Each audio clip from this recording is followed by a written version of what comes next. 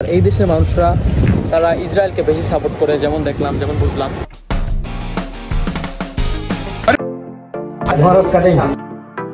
আমি গাড়িতে করে যাচ্ছি না, আমি হেঁটে হেঁটে যাচ্ছি। তাদের পায়ের লাথি ডিজার্ভ করে। মন্দিরটি দেখতে এত বেশি বড়। Thank you. Hey guys, assalamu alaikum. Welcome to my channel Jain Malik 75 back it again, brand new video. তো guys, কেমন আছেন সবাই? আলহামদুলিল্লাহ আমি অনেক বেশি ভালো আছি। তো guys, আজকে ব্লগ করার বা ভিডিও করার কোনো তেমন পরিকল্পনা ছিল না। তো আজকে বাইরের আবহাওয়াটা অনেক সুন্দর, তেমন কোনো রৌদ্র নেই। তো ভাবলাম বাইরে থেকে একটু হেঁটে আসা যাক। তো সেই সুযোগে বাইর হয়েছি। তো ভাবলাম যেহেতু বাইর হয়েছি, এই সুযোগে ছোটখাটো একটি ব্লগ করা যাক। আজকে আমি গাড়িতে করে যাচ্ছি না, আমি হেঁটে হেঁটে যাচ্ছি, কারণ আজকের আবহাওয়াটা অনেক সুন্দর। আর হেঁটে হেঁটে যেতে যেতে চারদিকে সুন্দর সুন্দর জায়গাগুলো দেখছি আর উপভোগ করছি। তো ভাবলাম আপনাদেরও কোথায় সুযোগ করে দিই যে আমি কোথায় আছি, কোথায় যাচ্ছি। আমি যেখানে আছি ওই জায়গাটার নাম হচ্ছে শ্রীতন। আমি সেই বাজারে চলে এসেছি। তো আমার তেমন কিছু করার নেই এখানে বাজারে। আমার সাথে দুইজন ভাই আসছে, তারা কিছু কেনাকাটা করবে, তাদের সাথে আমি এসেছি। তো যেহেতু এসেই পড়েছি, যদি তেমন কিছু কেনাকাটা করার থাকে করবো, তা তো আপনাদেরকে অবশ্যই দেখাবো। তো চলেন সামনে কি হয় আর আমি কোথায় যাই আপনাদেরকে দেখাবো, আর আপনারা দেখতে পাবেন।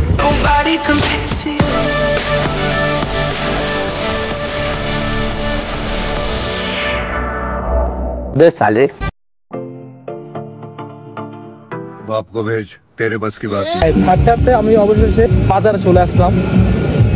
তা আমার দুই ভাই তারা কিন্তু সামনে আছে, আর আমি ভিডিও করতেছি।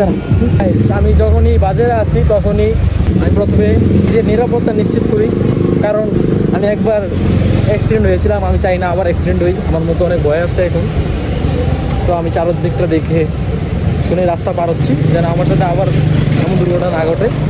এখন আমার বন্ধু প্লাস বড় ভাই, তিনি তার মূল্যবান সামগ্রী কেনার জন্য একটি মুদি দোকানে এসেছে। আমরা দেখবো তার মূল্যবান সামগ্রীটি কি, আর সেটি হচ্ছে orange. It's means ক্যাম্বোডিয়ান cigarette. Guys, আমি আপনাদেরকে একটা জিনিস দেখাতে চাই।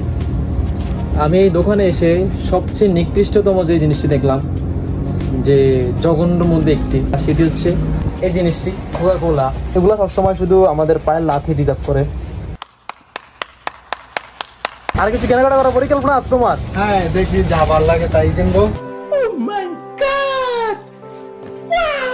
আর গাইস, মূলত এই দেশে কিন্তু কোকা কোলাটা অনেক বেশি ফেমাস। আর এই দেশের মানুষরা তারা ইসরায়েলকে বেশি সাপোর্ট করে, যেমন দেখলাম, যেমন বুঝলাম। তারা ইসরায়েলকে বেশি ফলো করে। দেশে বেশিরভাগই সব খাবার হারাম, যেটি আমাদের মুসলিমদের জন্য খাবারের উপযোগী না। তারপরেও যখনই কিছু খেতে যাই, কিছু কেনাকাটা দরকার হয়, অবশ্যই সেটি 8 থেকে 10 বার চেক করে পরে কিনতে হয় আমাদের। এখন যাচ্ছে একটি সেলুনে। তো আপনারা দেখতে পাচ্ছেন যে আমার চুলগুলো অনেক বেশি বড় হয়ে গেছে, আর আমি অনেকদিন ধরে চুল কাটতেছি না। আমার কাটার ইচ্ছা নেই, তারপরও সেলুনটা আপনাদেরকে ধরে দেখাই। আমার একটা ফ্রেন্ড এখানে চুল কাটতেছে। এটার নাম কি? এটা কি কাট দিয়েছেন?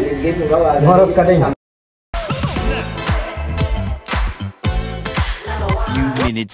সামনে যাচ্ছি, কারণ সামনে অনেক সুন্দর সুন্দর জায়গা আছে যা আমি আপনার সামনে তুলে ধরতে পারবো।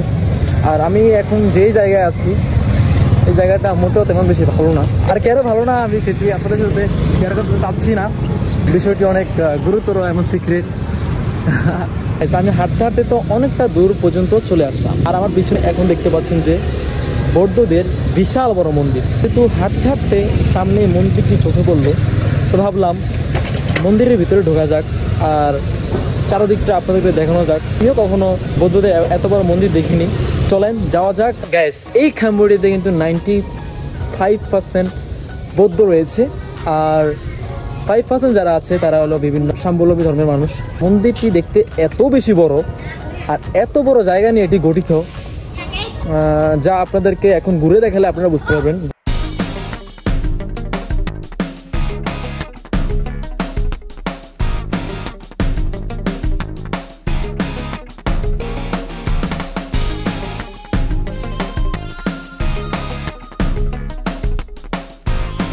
এই মন্দিরটা কিন্তু অনেক বড় জায়গা নিয়ে গঠিত।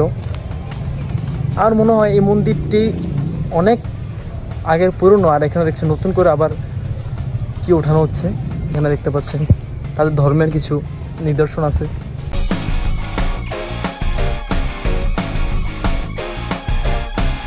তারা মানুষের মূর্তি তৈরি করেছে, এই দেখতে পুরো বড় একটি প্রাসাদের মতো।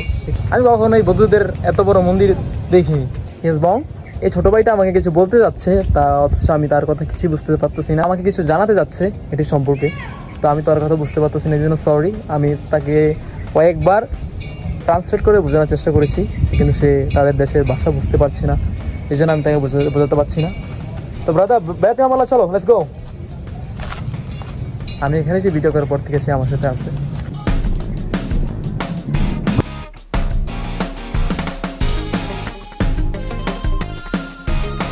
এই মন্দির সম্বন্ধে বা তাদের ধর্মের সম্বন্ধে তেমন কোনো বিষয়ে আমার ধারণা নেই, আপনাদেরকে কিছু বলতে পারছি না। আর এখানে টেমপ্লেটের মাঝে যা লেখা আছে তা তাদের এই কাম্বোডিয়ান ভাষা লেখা আছে, এই জন্য আমি কোনো কিছু আপনাদেরকে বলতে পারছি না। দেখাতে পারি তাদের ধর্মের যে নীতিমালা, তাদের যে বৈষম্য, তা আমি আপনাদের সামনে তুলে ধরার চেষ্টা করছি। আমার এই বন্ধু যখনই এই বাজারে আসে সে তার শরীরকে মাসাজ করে। তো আজকে করার চিন্তা আপনার আছে কিনা তোমার? না বাজার, আজকে মুডটা ভালো নেই। रुको जरा सबर करो। এখানে যদি 100টি দোকান থাকে তার মধ্যে 50টি দোকানই মাসাজের হবে না। আমার বন্ধু বলতে পারবে সে আবার মাসাজ করে। কি কি মাসাজ বলো? অয়েল মাসাজ, হ্যাঁ, আর কি কি? থাই মাসাজ, আর আরো বিভিন্ন রকমের আছে। আমি সবসময় থাই মাসাজ নিতাম। কিছুদিন আগে আমি এই শপে এসেছিলাম, এসে আমার জন্য গায়ের গেঞ্জিটি নিয়েছিলাম, যে প্যান্ট অনেক কিছু আছে। তো দেখা যায় সে কি কি সে দেখতেছে, আর সবটাই দেখতে কিন্তু অনেক বেশ সুন্দর লাগতেছে। এই বাজারে এসে প্রতিবারই যখন ঘুরতে ঘুরতে কিছু কিনতে কিনতে অনেক বেশি ক্লান্ত হয়ে পড়ি, তখনই আপ খেতে এই ব্রাদারের কাছে চলে আসি। ব্রাদার হাই, যাবো।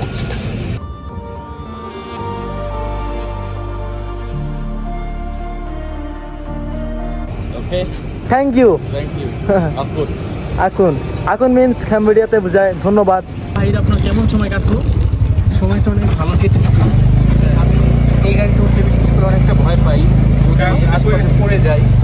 ঠিক আছে, আমি তোমার ভাবির কাছে অনেক মূল্যবান, যার কারণে নিজেকে যত্নে রাখি। হাই বেবি বললেন তাদের কাছে মূল্যবান না। ওদেরও একটু অধিকার আছে আমার প্রতি, ঠিক আছে? ওদের দেশে আমি থাকি, ওদের প্রতি এইটুকু অধিকারই যদি আমি স্বর্ণ মর্মিতা যদি আমি না দেখাই, ওদের দেশে আমাকে থাকতে দিবে না। অবশ্যই সুন্দর ছেলেরা সব জায়গায় থাকতে পারে না।